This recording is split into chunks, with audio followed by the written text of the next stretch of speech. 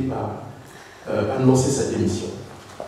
Et pendant que le peuple exultait dans les rues de Tunis et de guerre, le site de la Freedom House, la Freedom House, c'est une organisation américaine qu'on appelle l'exportation de la démocratie. Vous savez, les Américains aiment ce genre d'expression. La Freedom House, comme la NED, comme la NDI, avait financé beaucoup de jeunes arabo-musulmans dans les centres de formation sur la manipulation, comment on appelle ça, sur comment contrôler les foules, comment rassembler les foules à travers les réseaux sociaux. C'est ce qu'on a appelé le mouvement Facebook, tout ça. Ces jeunes-là, la plupart de ces jeunes étaient formés, encadrés par les Américains. D'ailleurs, un élément intéressant dans cette affaire, c'est que quand en Égypte, le pouvoir public a décidé de bloquer Internet, vous savez ce qui s'est passé? Twitter et Skype ont mis en place une application qui permettait aux jeunes de communiquer, de contourner la censure. Et ça, les Américains l'avaient fait déjà en Iran en 2009, quand il y a eu ce qu'on appelle la révolution verte. Quand on a coupé Twitter, Hillary Clinton est intervenu personnellement auprès de Twitter pour lui demander de ne pas faire de la maintenance et de laisser les jeunes communiquer avec des agents américains qui essaient de les orienter. Et dans le cas de l'Égypte, il y a un autre élément intéressant. Il y a là l'officier de police égyptien qui était dans l'exil en Philadelphie. Et c'est passé à la télé en plus. Il était en contact permanent avec un groupe de jeunes qui organisaient des manifestations sur place à la place Tahrir. C'est à la place Tahrir. Mais pendant toutes ces manifestations, il y avait l'armée qui faisait pression dans les coulisses. Et dans les deux cas, en Tunisie comme en Égypte, s'il est vrai que les revendications légitimes de la population ont permis de mobiliser les foules, il est aussi vrai qu'il y a eu une contre-révolution dans la révolution, dans la mesure où des forces bien organisées et tapis dans l'ombre sont entrées en scène pour canaliser en fait tout ça et éloigner éloigner le peuple de ce qu'il voulait véritablement en décidant de descendre dans la rue. Et ouais. Et j'avais eu une discussion à l'époque avec un diplomate tunisien qui était en colère, qui disait mais nous nous sommes fait avoir, nos jeunes se sont fait avoir, ils ont été manipulés. Bon, mais une chose est sûre, c'est qu'à partir de ce moment-là, l'OTAN commence à planifier maintenant la prochaine phase de l'opération qui était la Libye. Et c'est quand on nous a annoncé que Kadhafi tirait sur son peuple, et l'OTAN a décidé d'attaquer. Dans le livre, j'explique que Kadhafi n'a jamais tiré sur son peuple. Ce n'est pas moi qui le dis. C'est le responsable américain, Robert Gates, qui était le ministre de la Défense à l'époque, qui a dit clairement, il dit, il n'y a aucune preuve que Kadhafi tire sur sa population. Mais les médias vont quand même dire, non, Kadhafi tire sur son peuple. Et après, Obama va sortir là, moi je l'appelle la colombe aux ailes de faucon. Il va sortir et va pousser à la guerre, surtout Hillary Clinton, qui en voulait beaucoup à Kadhafi. Et la guerre de l'OTAN va commencer. Pendant plusieurs mois, l'OTAN va être surprise, elle va être très surprise par la résistance des Libyens parce qu'ils pensaient que la guerre allait prendre au plus 2 mois. 5 mois après, la guerre ne finissait pas. Et les Libyens, les hommes de Kadhafi résistaient. Et là, il y a eu des négociations secrètes. Et c'est à partir de ces négociations secrètes c'est à travers ces négociations secrètes qu'on va piéger Kadhafi. C'est-à-dire qu'on va lui dire, écoute, après la chute de Tripoli, on va lui dire, tu n'as plus d'autre choix, mais nous sommes prêts à te laisser quitter le pays en toute sécurité avec ta famille. Vous avez vu la famille de Kadhafi être exfiltrée vers l'Algérie par un convoi. Et après, il y a eu une entente avec l'Afrique du Sud. L'Afrique du Sud a envoyé des mercenaires en Libye pour exfiltrer Kadhafi via le Niger, et du Niger, on veut l'envoyer en Afrique du Sud pour son exil. Il y a eu cette entente, mais au moment où le convoi de Kadhafi est sorti avec le drapeau blanc de la clarté reconnu par le droit international, l'OTAN a largué 2 bombes de 250 kg chacune sur son convoi. Et on l'a sorti, et on l'a assassiné dans les conditions que nous savons. Détail important, 2 jours avant cet événement, Hillary Clinton s'était rendue en Libye et avait dit à tous ces combattants qui étaient là, les islamistes, je dois vous dire que la plupart de ces gens d'ailleurs avaient été recrutés par la CIA en Asie centrale, à Mazar-e Sharif. Donc ce sont des gens qu'on a emmenés en masse en Libye pour faire la guerre en Libye. 2 jours après la Clinton avait été en Libye, à Tripoli, il avait dit à ces combattants-là, aux gens qui commandaient Kadhafi à la réunion, ne vous inquiétez pas, on va la voir bientôt, on va régler son compte. Le lendemain, donc la veille de son assassinat, un colonel du Pentagone appelle son homologue français et lui dit, bon là, écoute, on sait où se trouve Kadhafi, on l'a localisé, on ne peut pas le monter cette fois-ci et on ne va pas le laisser sortir de là vivant. Parce que si on le laisse, s'il sort de là vivant, ce sera une bombe atomique à cause de toutes les révélations qu'il sait, avant tout à cause de toutes les choses qu'il sait sur ses liens avec l'Occident. Donc, ils avaient décidé de l'abattre. Et ce jour-là, quand son convoi sorti, parmi les groupes des gens qui étaient là, les rebelles, il y avait des forces spéciales qui étaient déguisées en rebelles. Et c'est l'une des forces spéciales qui l'a abattu. C'est pas les rebelles, comme on a dit, qui l'ont abattu. Et moi, j'ai pu obtenir même le certificat de Tutsi, le rapport de Tutsi que j'ai retrouvé dans le livre. Et c'était la fin de Kadhafi. Et on a voulu abattre aussi son fils Saif al-Islam, qu'on a poursuivi. Et lui, Laurent Labisso, grâce, vous savez à qui, aux forces spéciales russes, qui étaient présentes en Libye secrètement, qui vont l'exfiltrer de là. Ils l'ont remis, je crois, aux Algériens, et les Algériens l'ont remis à la tribu où il était Zintan, je crois, on l'avait gardé pendant. Voilà, où on l'a gardé pendant toutes ces années. Donc, en gros, pour faire court, en 42 ans, voilà tout ce qui s'est passé dans la vie de Kadhafi, à cause des raisons que j'ai mentionnées. Et je crois que maintenant, après cette présentation, on peut avoir une discussion sans libre. Moi, je suis prêt à répondre à toutes les questions, je suis un peu habitué. Sur ce, je vous remercie.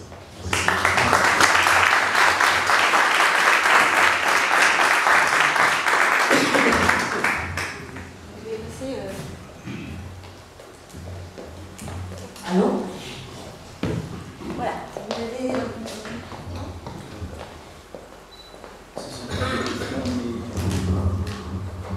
J'aurais aimé que ce livre s'intitulera dans la logique. Je me présente, je suis de la société civile. Bon. Pour le livre tel que vous avez présenté, plusieurs remarques seront, disons, suscitées. Bon. Pour le titre, 1969-2011. Bon. J'aurais aimé que ce soit vérité et mensonge. Dans le contexte suivant. Pourquoi? Parce que vous avez évoqué, disons, la naissance de Kadhafi et tout ça avant d'atteindre le pouvoir. Bon, il y a le fameux document, le livre vert. Le livre vert de Kadhafi, c'était prôné pour une troisième révolution. La première, c'est le capitalisme, c'est-à-dire économique. Deuxième, c'est le socialisme. Et le troisième, c'est le livre vert, c'est-à-dire une manière. Troisième théorie, c'est ça, universelle, pour changer le monde, enfin, en quelque sorte, pour qu'un monde soit bien, bien vivant. Bon, ça c'est mon premier. Il y a aussi Kadhafi et ses compagnons. Je prends le cas Abdel Jalloud et d'autres, enfin, qui ont, disons, milité avec lui, tout ça, et après ils ont connu des, comment dirais-je, des fortunes diverses. Bon, ce n'est pas le temps d'évoquer ces choses-là. Bon. Troisièmement, Kadhafi est ce qu'on appelle les États-Unis d'Amérique. C'est ça, je crois, c'est le noyau même de l'explication de ce qui arrive maintenant en Libye, et ce qu'il arrivera encore. Bon, je prends les présidents que Kadhafi a eu des problèmes avec eux. Par exemple, pour Reagan, pour l'attentat de 86, il a été sauvé grâce, enfin, d'après ce qu'on arrive par les Russes, lorsqu'on a envoyé, je ne sais pas, le fameux, enfin, je ne sais pas, bon, il était allongé sur son lit, il a été sauvé par le satellite des Russes, enfin, d'après les informations véhiculées à ce moment. Bon. Il y a aussi, je ne parle pas de Kadhafi de Carter, mais je crois avec Clinton. Avec Clinton, c'était, disons, la bonne période. Parce que Clinton, il avait son frère et tout ça, qu'il y a des intérêts en Libye, des intérêts pétroliers, je dis bien. Les sociétés, représenter des sociétés, je crois pas, c'est Clinton, mais un président qui avait des intérêts pétroliers, c'est-à-dire qu'il a des sociétés, des pétrolières qui investissent en Tunisie. Donc, c'était toujours, disons, la bonne période. Bon, il y a aussi Kadhafi et les leaders, enfin les révolutionnaires, Castro, Mandela, comment dirais-je, l'autre, enfin, je prends ces deux, Mandela, Castro et Hugo Chavez. Bon, il y a le quatrième point, enfin le quatrième, le cinquième, je ne sais pas, le Kadhafi et les médias. Je prends un exemple très frappant avec Jeune Afrique, que je connais. Jeune Afrique, auparavant, elle dit vraiment, elle écrivait quelque chose de négatif sur Kadhafi. Mais suite à un arrangement et tout ça, financement, alors c'est le Messie. Le livre vert, c'est le Messie, tout ça. Un cinquième point, Kadhafi et Sarkozy. Le financement de la campagne électorale de Sarkozy. Et pourtant, Kadhafi, il s'attendait que la France va l'aider pour s'en sortir, surtout lors de ce qu'on appelle de cette petite révolution. Bon. Il y a un autre point, il y a un autre point qui c'est très important, ça me touche nous, Tunisiens. Bon. Une question de, comment ça s'appelle, Obama. Obama, il a déclenché le processus en 2006, suite à ce rapport que vous voulez évoquer. En 2006, il a envoyé Candela Rice, président tunisien, pour en quelque sorte, pour le sensibiliser pour une certaine démocratie. Bon, et après, suite au passage à l'Égypte, dans l'université du Caire, il a dit « Yes, we can ». Nous avons compris que c'est une évolution positive. Or, non, c'était le déclenchement du printemps arabe, enfin, c'est pas le printemps arabe, mais d'un bouleversement qui répond aux intérêts des Américains, à savoir garder ses ressources naturelles et tout ça, épuiser toujours dans ce contexte d'hégémonisme. Voilà, et je termine. Pour réagir rapidement, je commence par le dernier point. Le dernier point est très important parce qu'il est vrai que quand au Caire, Obama annonce que yes we can, les étudiants qui sont là, les étudiants qui sont là, les gens qui sont là ne comprennent pas en fait que Obama est en train de parler de la nouvelle doctrine que les États-Unis entendaient enclencher dans le monde arabo-musulman. Pour ce qui est de tout ce que vous avez relevé, le rapport aux médias, les États-Unis d'Afrique, vous comprendrez que c'est une conférence, j'ai un temps limité, et je ne peux pas parler de tout le livre, mais je parle de tout ça dans le livre. Là, c'est 620 pages. J'ai vraiment essayé de balayer toutes les questions qui étaient liées à la personne de Kadhafi, son rapport au chef d'État, d'ailleurs, je m'explique beaucoup, surtout le conflit avec Sadat. J'explique beaucoup d'éléments qui se retrouvent dans le livre. Pour ce qui est de l'attentat de 86, des bombardements, en fait, il avait été sauvé, on disait par les Russes, mais la réalité, c'était les Bulgares, c'était les Bulgares et les Français. Roland Dumas, parce que les Bulgares étaient très entendus en Libye à l'époque. Et ce sont eux, en fait, qui vont permettre à Kadhafi d'échapper aux bombes de Ronald Reagan. En gros, c'est ça. Il y a une chose que les gens doivent comprendre, c'est que tout le processus qui a commencé là, qui a été lancé en 2011, l'annonce avait été faite en 2009 officiellement, mais quand le processus de printemps arabe, d'ailleurs, moi je n'aime pas parler du printemps arabe, moi je parle du printemps américain dans le monde arabe. Je trouve que c'est beaucoup plus approprié le printemps américain dans le monde arabe. C'est-à-dire que les États-Unis, et là j'insiste sur ce point parce que souvent quand on parle de cette affaire, les gens commencent à croire qu'on veut dépouiller la jeunesse tunisienne ou égyptienne de ces revendications. Non, les revendications étaient légitimes. Je crois que les gens ont manifesté légitimement. Mais ils n'ont pas vu ce qui se passait en arrière. La main noire qui était cachée en arrière. Il y a des exemples comme ça, sont légion. Moi, je peux en donner. Au Congo, c'était pareil. Au Burkina Faso, c'était pareil. On a dit, oui, ce sont des processus révolutionnaires, des changements, mais quand les acteurs, certains acteurs de changement ont été cooptés, ont été acquis à l'étranger, un changement qui est impulsé de l'étranger ne peut pas apporter de bonheur aux gens des pays concernés, simplement parce que l'étranger a des agendas ou un agenda qui est diamétralement peut-être opposé à celui des nationaux. Et c'est ça qui est important. Moi, je dirais que la révolution ne fait que commencer. Voilà. Ok. Alors. Okay. Alors.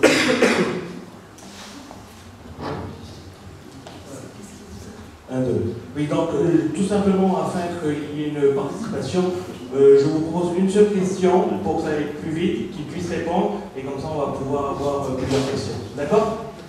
Il y a un monsieur qui a levé la main, oui, en premier, excusez-moi.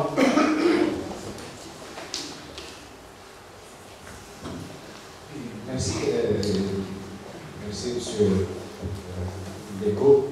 Vous êtes bienvenu. Cette clarification est très, très importante. Merci. Elle est d'importance magistrale pour une prise de conscience africaine.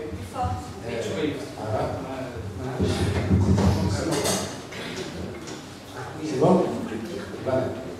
Une seule question, c'est pas facile de poser une seule question sur un plan pareil, c'est pas facile quand même de se limiter. On va essayer le minimum possible de mettre l'accent sur quelques points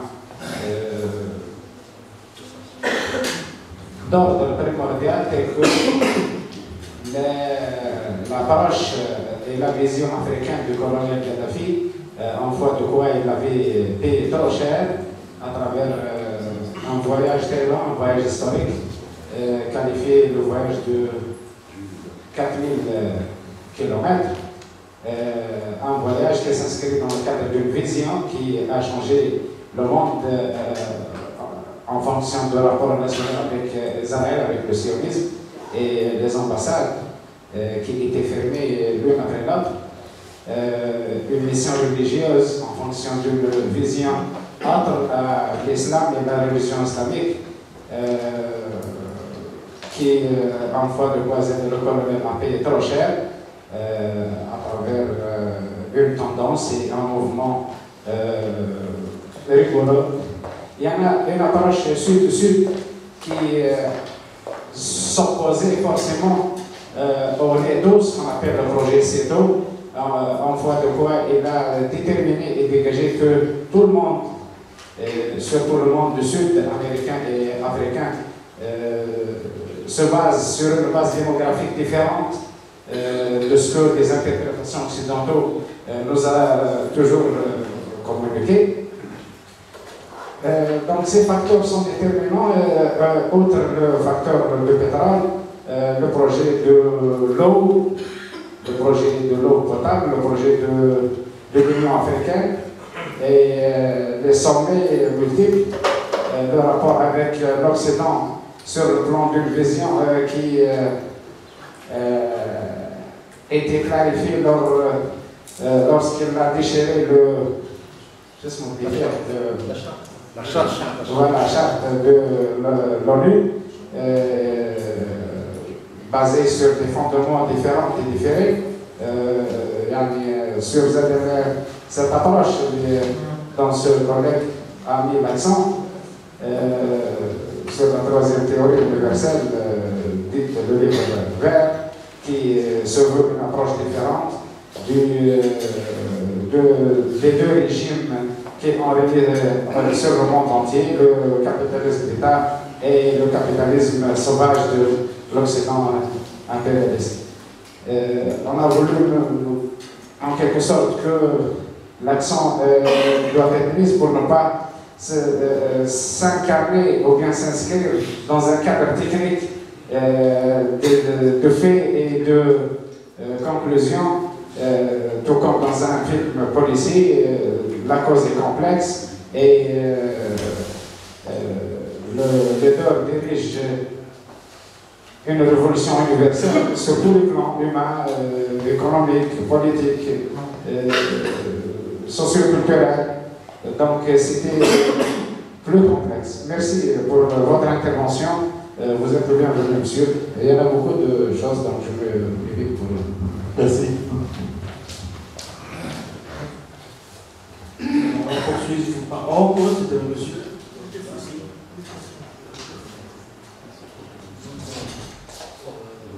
Bonsoir tout le monde.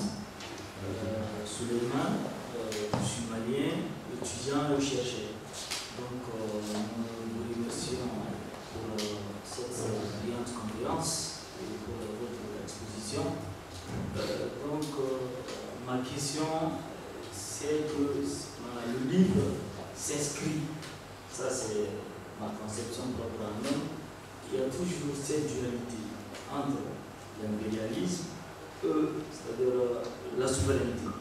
Donc c'est cette dualité que nous devons lire, dans cette dualité que nous devons lire ce livre. Parce que c'est très très important de se rappeler de l'histoire. Donc les détails que vous venez de souligner, c'est pour comprendre ce qui s'est passé exactement. Parce que l'information elle est aussi pour se positionner par rapport à l'ennemi. Donc, est-ce que, c'est-à-dire, vous, le but même de ce livre, comment vous présentez à nous? Parce qu'on a dépassé ce stade de voir, c'est-à-dire le savoir comme un savoir. Mais nous, actuellement, surtout la jeunesse africaine, on a besoin d'un savoir engagé. Un savoir, c'est-à-dire qui nous donne cette conscience et la conscientisation surtout de la jeunesse africaine. Parce que Kadhafi n'est pas le premier, il ne sera pas le dernier. Donc il y a toute une chaîne, il y a Patrice Lumumba, il y a il y a Thomas Sankara, tous ces gens ils étaient assassinés parce qu'ils défendaient cette autonomie. Donc, comment ce livre peut rendre ce service à la jeunesse, à comprendre pour réagir? Merci.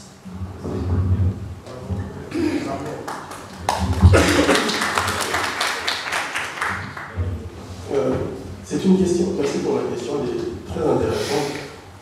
Je crois que vous avez donné en partie la réponse quand vous avez dit que l'information nous permet de nous positionner par rapport à l'ennemi. Et c'est la chose, pour l'adversaire, c'est la chose la plus importante, je crois. Mais ce livre a une dimension historique, journalistique, géopolitique. J'essaie de combiner le tout. Pourquoi? Parce que de toute façon, moi je ne peux pas donner des solutions toutes faites.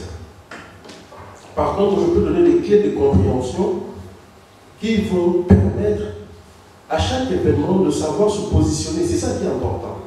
Parce que si je vous dis pour un événement, une problématique A, il faut apporter la réponse B, le jour où vous serez confronté à la problématique C, vous ne saurez pas quoi faire. Vous allez me demander, je serai obligé de vous donner une autre solution toute faite. Mais les situations évoluent, l'adversaire ou l'ennemi change de stratégie. Qui aurait cru que Ben Ali et Moubarak allaient partir en partie de cette manière? En tout cas, comme on a pu l'observer, des jeunes qui allaient mobiliser des gens, des jeunes qui, pour certains, ont été quand même formés, cooptés. Est-ce que ces jeunes étaient au courant? Je vais vous raconter une anecdote d'ailleurs pendant les événements de la place Tahrir au Caire. Il y avait un réalisateur américain qui était sur place, qui faisait un film documentaire sur Jean Sharp. Je ne sais pas si vous connaissez Jean Sharp. C'est un philosophe américain qui est lié à l'Albert Institute. L'Albert Institute, c'est un think tank américain qui travaille au service des services de renseignement. Et Jean Sharp, c'est lui qui a théorisé les théories non violentes, les 199 théories non violentes. Ce que vous avez vu, ce que les jeunes faisaient, que ce soit ici au Caire, quand on voyait des jeunes qui donnaient des fleurs aux policiers, en fait, c'est lui, c'est Jean Sharp en fait, qui a théorisé ça. Et c'est comme ça qu'on fait pour renverser des dictatures. Retourner l'armée en essayant de, entre guillemets, de planter avec elle pour le casser de sa structure de commandement. Et quand le réalisateur américain a vu des jeunes Égyptiens partager les théories de James Hart à leurs amis, il a approché l'un d'entre eux, il a demandé, est-ce que vous savez qui est cet homme-là, qui est sur le papier quand vous utilisez les théories? Les jeunes disent non, ce monsieur est un Américain. Et les jeunes se battent et disent non, ça c'est notre révolution, ce ne sont pas les Américains qui vont nous dicter quoi que ce soit. Et le réalisateur américain dira plus tard, ces gens sont d'une telle naïveté. S'ils savaient seulement ce qui se cache derrière tout ce qu'ils sont en train de faire, ils n'auraient pas tenu ces propos. Pourquoi je vous donne cet exemple-là? C'est pour dire que aujourd'hui, l'information, oui, mais la meilleure information. Parce qu'il existe des informations aujourd'hui. On peut mettre sur la place plusieurs informations, mais c'est une seule qui peut changer le cours de l'histoire. Et moi, dans le livre, à la fin, je dis clairement aux Africains. Et ça concerne que ce soit l'Afrique subsaharienne, de l'Afrique du Nord, du Maghreb, de l'Est à l'Ouest, ça nous concerne tous. Si vous acceptez de devenir allié à l'Occident, soyez prêts à toutes les éventualités. Kissinger a dit ceci. Être l'ennemi de l'Amérique, c'est bien, mais être son ami est très risqué. Kissinger, il dit bien, c'est très risqué d'être l'ami de l'Amérique. C'est pour dire qu'aujourd'hui, Moubarak était soutenu par les États-Unis. Pardon, Ben Ali aussi. Mobutu en Afrique centrale, tous ces gens-là, Macri sont lâchés dans les conditions que nous savons. Voilà pourquoi il faut que la jeunesse africaine ait une façon à elle de lire, de comprendre l'histoire, de comprendre les événements. Parce que si vous comprenez les événements à travers les canaux de CNN ou de Fox News, vous n'allez rien comprendre. Parce que ces chaînes de médias sont faites pour endoctriner, pour vous empêcher de comprendre le fonctionnement du monde. Vous comprenez? Et moi, dans le livre, tout ce que j'ai fait, c'est que j'essayais de présenter des éléments, de décrire des stratégies, pour que prochainement, si vous voyez ce genre de stratégie ou ce genre de choses, vous saurez vous positionner, vous n'allez pas vous faire avoir plus facilement. Et j'explique une chose, je cite France Fanon à la fin. Fanon dit, il y a une chose chez les Occidentaux, c'est qu'ils ne lâchent jamais. Ils peuvent s'arrêter, mais ils ne lâchent jamais. Ils sont déterminés à faire main basse sur les ressources africaines, et ils ne vont pas reculer puisque l'Occident est en crise. On voit déjà comment les pouvoirs en Occident maltraitent les populations occidentales qui sont de plus en plus clochardisées et qui viennent maintenant des populations africaines et de la jeunesse africaine. Donc en gros, c'est ça. Mon point, c'est de donner des clés de compréhension à un système qui est beaucoup plus vaste et qui est beaucoup plus sophistiqué et qui n'est pas toujours facile de comprendre à première vue. C'est le travail que j'ai voulu faire dans ce livre. Voilà.